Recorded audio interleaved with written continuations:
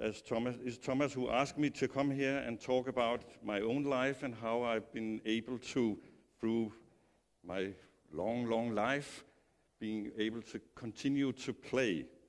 And actually, it started me out of thinking, is that really the case? Am I playing all the time, or am I just a serious person that makes my art? I don't know. My background is that I'm an artist, I'm a writer and an illustrator. I've made a lot of children books and children television, theater, and all the time I make the illustration for the books. I have made directing films and play in the films and act in the films. So I've always been working in cross-media my whole life. And I'm also the head of the animation department at the National Danish Film School. Been doing that for 20 years. So I have a complex background, and I've also been doing computer games. And I have at the film school a computer game education. And I mean, all this is work. I think I have 30 books behind me and hours of television. And so when I look at that part of my life, please come in, sit down. It's just work. I've been a working guy. And is that playing? I don't know.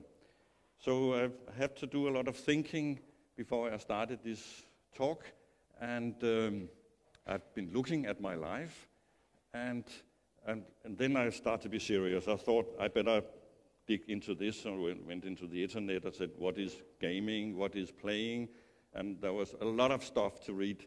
And I think I had to be able to make definitions of all this stuff. And but after hours of reading, I said, this is not for me. This is for the intellectuals. I can't do it. How can I make a speech in 20 minutes about playing and of my whole life of playing? So I decided I have to make this speech a game. So the game is for me. I have a few slides. It's only pictures, and then I've had to figure out how to make the speech from the pictures. This is the game, the first one. This is me, 4 years old. A little worried guy, but I would say the first 7 years of my life was filled with playing. All the time I was a happy guy. I was number 4 out of 5, and I could just spend my time having fun, playing. And then I went to school, and everything started to be serious and terrible. This is me as a teenager. Horny, it says, the sign. That is the game when you are a teenager, thinking about sex with the opposite sex. This sign is from, the stables. When the horse is horny, you have that, it's on it, so now you know they can take it out and work with the other horses. This is me as an artist. I start to make different kinds of television and theater plays. So, I have to figure out how to make this. And all the time, the only problem I had to make it fun for myself. That's very important. But first I have to go through school. The guys, the teacher, say, are you drawing in your books again? And that was how my school time was. It was terrible. I was very bad at it. I couldn't read, I couldn't do anything, so I spent my time making drawings in the books. And at that time, we are talking the 50s and 60s, it was not popular.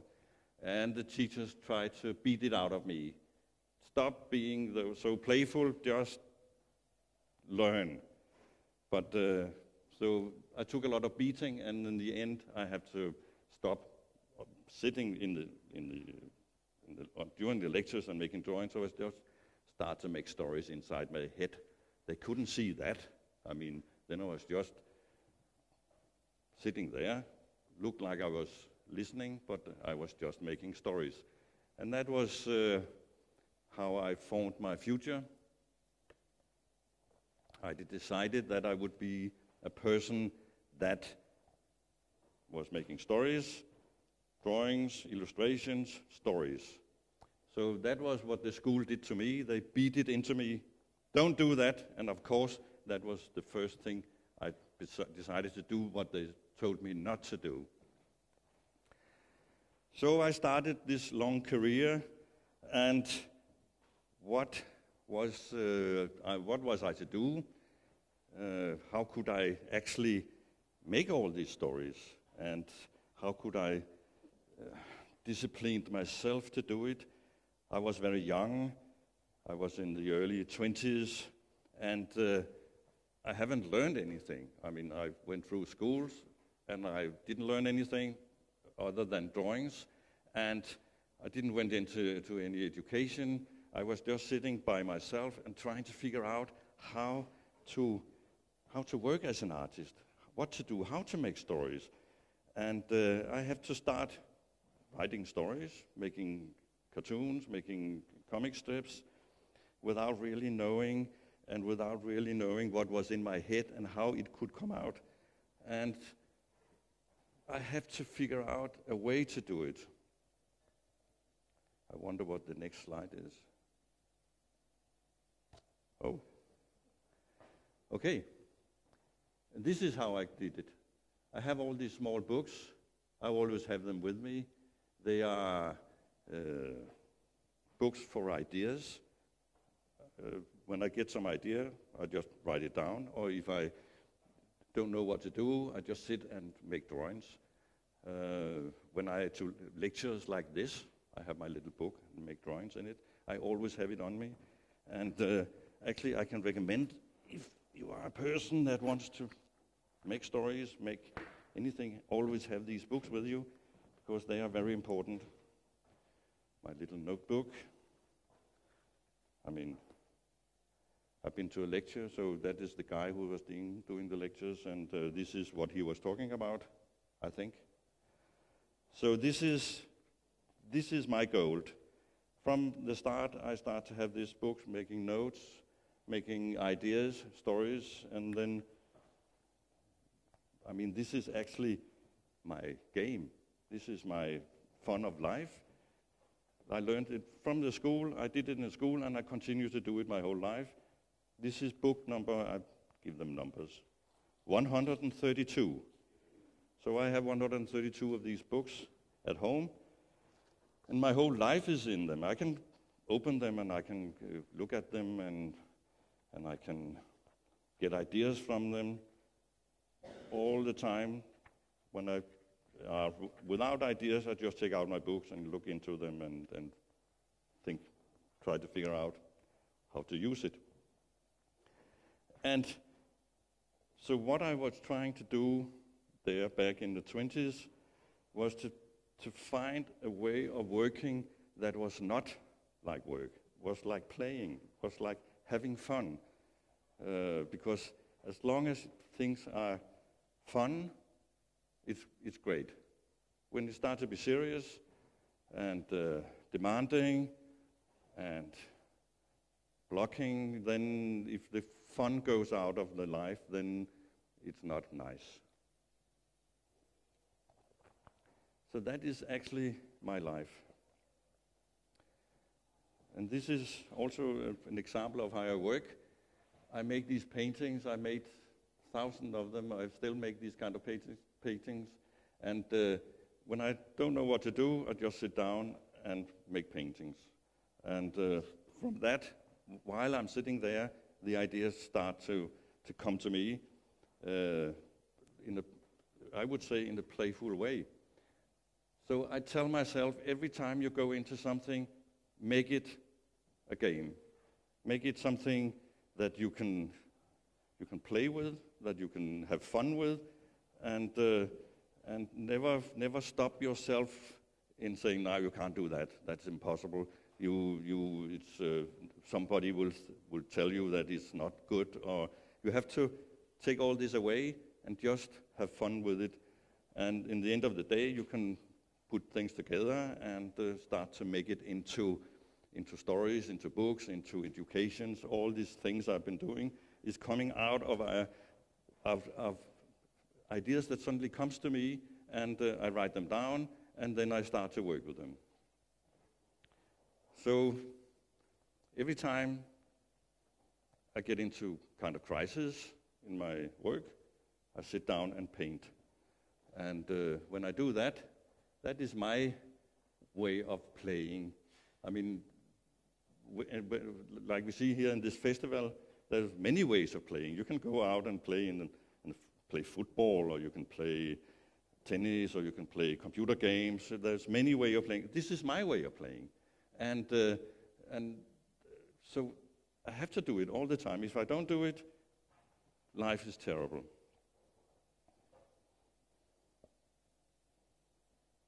Another example of three-dimensional paintings. I was working on an idea. I was trying to make a symphony together with the composer, and we was looking for ideas, and I just went through my books, and I found this form, the circle and the square, and I just thought, what is this? I better work with it. It was continuing to come in my books. I made this circle and the square again and again, and then I said, okay, then that's the key for this film, and then I built these boxes. And I was supposed to make this symphony. It was we got a lot of money from the Minister of Culture to make the symphony, and I was just starting to make a script in the good old way. I mean, it's supposed to be a 45-minute long film, and very serious with classical music underneath. And I was just stuck in it. I couldn't get any ideas. Then I built the first box. It's 20 centimeters and 10 centimeters deep. I make the first box just to try to do something. I was supposed to make a three-dimensional universe. And then I was just like, oh, this is fun. It's great to make this box. So I made another one. And suddenly I have 35 of these boxes. Suddenly I had all these boxes, and that set me free, and I could start to make the film.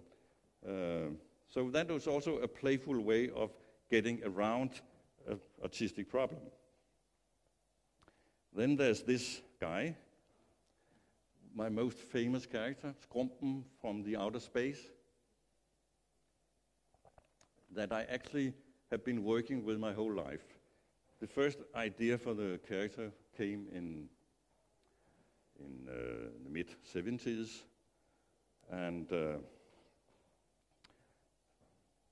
that was just an idea about there's this character and it's following me. Actually, I gave the character the blame for all what bad that happened in my life. Every time I tried to do something, I said, there's this character, he's just spoiling everything. And it's an alien, it comes from outer space. It don't like the Earth, it wants the Earth to be colored and striped, as it says.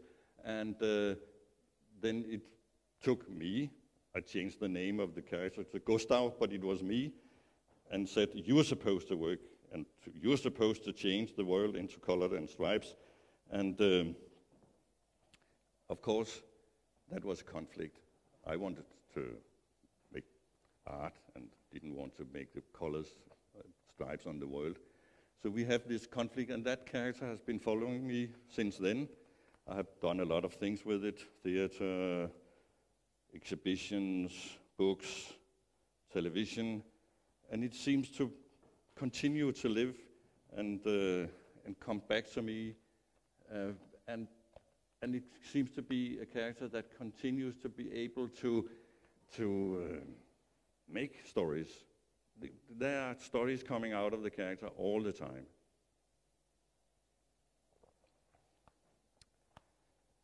So, for me, it's a game, it's a play to be together with this character. Yes. You can't play all the time. I have to say that. Suddenly there are things in your life that are serious. somebody dies that are close to you, you get ill, the taxman sends you a letter and asks you to pay a lot of money. I mean, then it's not possible to play. And we have to realize that you can't be a child and play all the time. Suddenly real life comes in and do things to you. And you have to deal with that. But it's easy, it's not easy, but it's important to come back to how to get out of this terrible thing that life has suddenly done to you, and to the game, the play, the fun out of it. You have to figure out, and my way back is always making drawings. So I go back and make another drawing. This is from my holiday in Jylland.